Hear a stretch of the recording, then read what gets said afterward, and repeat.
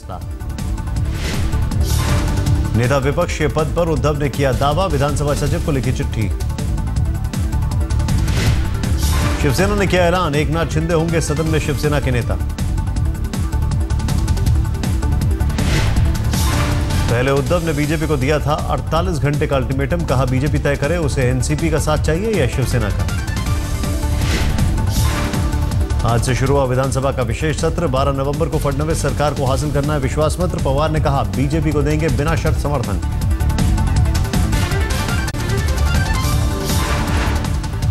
आज पूरे जोश में विधानसभा में दाखिल हुए शिवसेना के सभी नवनिर्वाचित विधायक, सदन से बाहर और बीजेपी और शिवसेना विधायकों ने की नारेबाजी। सदन के भीतर शिवसेना ने जय शिवाजी का बुलंद किया नारा, प्रत्युत्तर में बीजेपी विधायकों ने जय श्री राम का नारा लगाया। शिवसेना नेता नीलम गोरे ने कहा हम दूसरी सबसे बड़ी पार्टी, हमारी पार्टी अपना काम सही तरीके से करेगी। केंद्रीय मंत्री और बीजेपी नेता राजीव प्रताप रूडी ने कहा शिवसेना के साथ खत्म नहीं हुई है बातचीत, शिवसेना के साथ हमारी बातचीत जारी। केंद्रीय मंत्री अरुण जेटली का बयान, जहां तक शिवसेना का सवाल है तो कुछ समस्याओं का खुद ब खुद हल निकल आता है।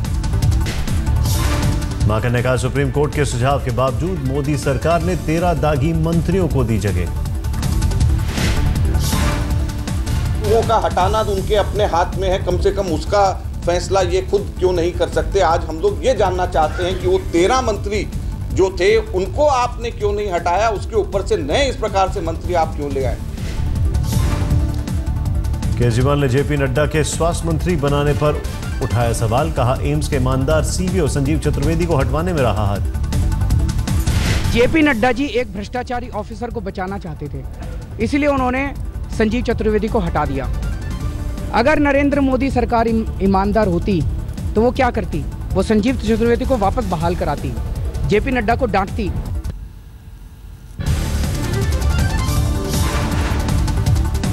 वित्त मंत्री अरुण जेटली ने कांग्रेस और आम आदमी पार्टी के आरोप खारिज किए, कहा बहुत लोगों पर है राजनीतिक आंदोलन से जुड़े केस।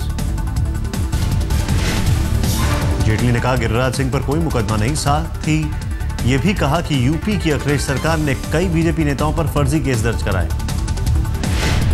आज कहां से इस तथ्य का गठन कर लिया गया कि इस मंत्रिपरिषद में जो नए लोग आए उनमें से टेंटेड लोग हैं। जेटली ने कांग्रेस पर कसा तंज, कहा मंत्रिमंडल विस्तार का पीएम को होता है अधिकार, लेकिन लगता है यूपीए में ऐसा नहीं था। जेटली ने कहा एनडीए में सलाह सबकी ली जाती है, लेकिन अंतिम फैसला पीएम का होता है।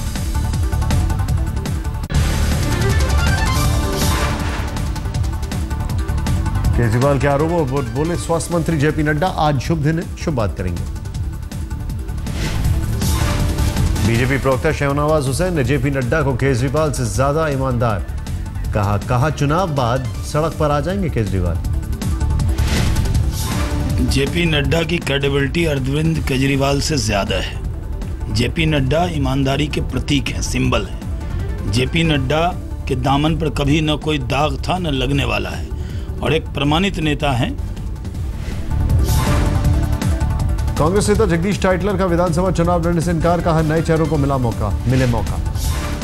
टाइटलर ने दिल्ली की पूर्व सीएम शीला दीक्षित के कामों को सराहा, कहा दिल्ली में शीला दीक्षित ने किया विकास। बीजेपी और आम आदमी पार्टी में छिड़ी जंग के बीच आप विधायक ने पढ़े मोदी के कसीदे। जंगपुरा से आप विधायक एमएस धीर ने मोदी की जमकर की तारीफ। एमएस धीर ने कहा मोदी आंधी की तरह आए हैं और लोग मोदी को पसंद कर रहे हैं, देश को बहुत अच्छा पीएम मिला। एज ए एमएस धीर, एज ए पर्सन, जो मोदी वेव इस समय हमें दिखाई दे रही है, हर जगह पर लोग मोदी को पसंद कर रहे हैं। एमएस धीर का केजरीवाल पर निशाना, कहा मुझे पार्टी में कहीं लोकतंत्र नजर नहीं आता, पार्टी की छवि खराब हुई है। चंद कार्यकर्ता जो ठीक नहीं चल रहे थे, आप उनकी रिपोर्ट आपको बता रहे हैं कि ये कार्यकर्ता ठीक नहीं है, इससे मेरी छवि खराबी होगी और पार्टी भी छवि खराब होगी, तो फिर लोकतंत्र मेरे को तो कहीं भी नजर नहीं आता। आम आम आदमी पार्टी से निकाले गए विनोद कुमार बिन्नी का ऐलान, नई दिल्ली विधानसभा से केजरीवाल के खिलाफ लड़ेंगे चुनाव। विनोद कुमार बिन्नी ने किया दावा, केजरीवाल की हो जाएगी जमानत जब्त। केजरीवाल को बताया सुपर फ्लॉप। वो तो हर जगह फेल रहा, वो टाटा कंपनी में फेल रहा, इनकम टैक्स डिपार्टमेंट में फेल रहा, एनजीओ चलाई उसमें फेल रहा, सरकार बनाई उसमें फेल रहा, पार्टी बनाई उसमें फेल रहा, अपनी विधानसभा में फेल रहा। वो सुपर फ्लॉप आदमी है। विनोद कुमार बिन्नी का आरोप, झूठ और फरेब के आधार पर राजनीति कर रहे हैं केजरीवाल। कहा सुपर फ्लॉप हो चुके हैं। चुनाव लड़ना न लड़ना अलग विषय है। मेरा टारगेट है कि झूठे और कपटी लोग जिन्होंने दिल्ली की जनता को गुमराह किया झूठ और फ्रेब के आधार पर, उनकी सच्चाई लोगों के सामने लाना मेरी प्राथमिकता है। चाहे मुझे उसके लिए चुनाव भी लड़ना पड़ेगा तो उसके लिए कोई गुरेज नहीं है।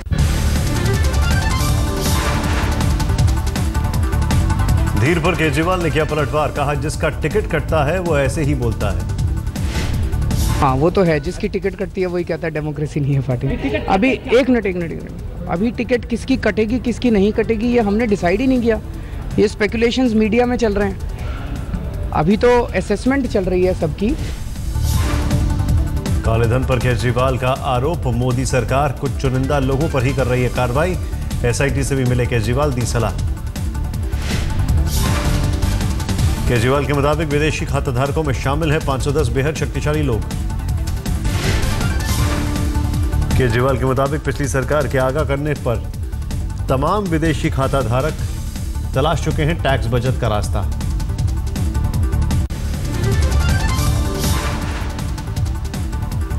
एमएस धीर के बीजेपी में शामिल होने की संभावना पर बोले दिल्ली बीजेपी अध्यक्ष सतीश उपाध्याय। कहा बहुत से लोग बीजेपी से जुड़ना चाहते हैं, बातचीत जारी। सतीश उपाध्याय ने दिल्ली में सभी 70 सीटों को बताया चुनौती। बोले इन्हीं सीटों में शामिल है नई दिल्ली सीट।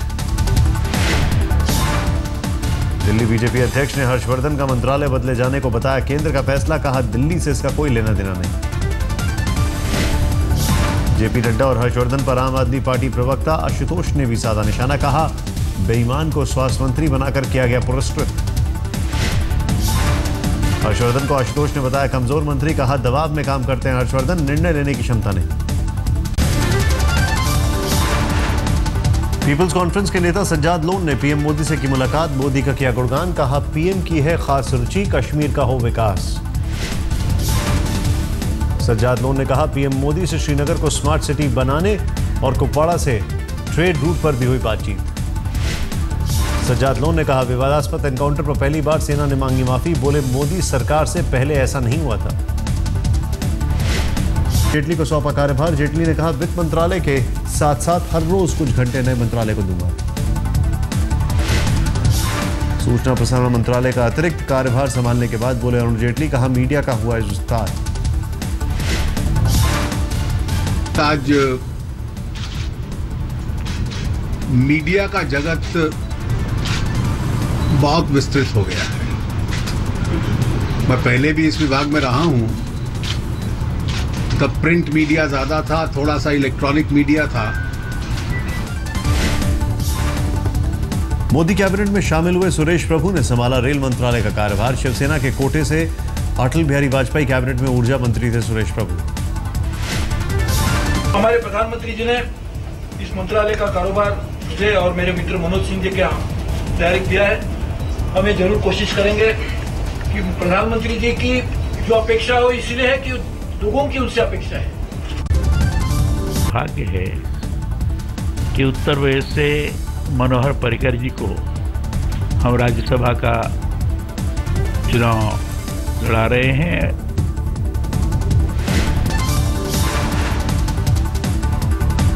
बिहार के सीएम जितन राम मांझी ने मोदी मंत्रिमंडल विस्तार में बिहार की अनदेखी का लगाया आरोप।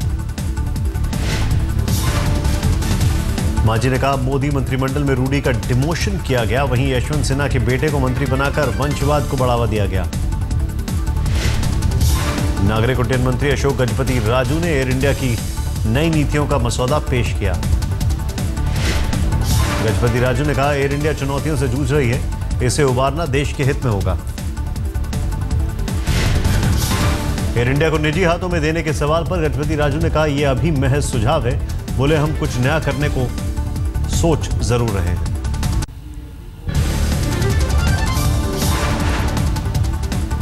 संत रामपाल की गिरफ्तारी के मुद्दे पर पंजाब हरियाणा सरकार को हाईकोर्ट की फटकार। कहा 17 नवंबर तक रामपाल को कोर्ट में पेश करे पुलिस।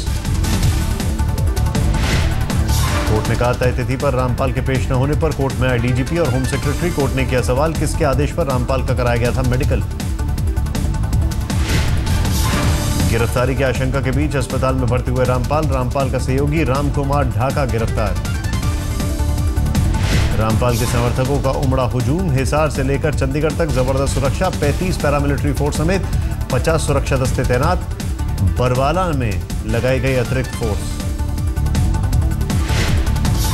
2013 में 3 लोगों की मौत और हिंसा के केस में आरोपी हैं संत रामपाल।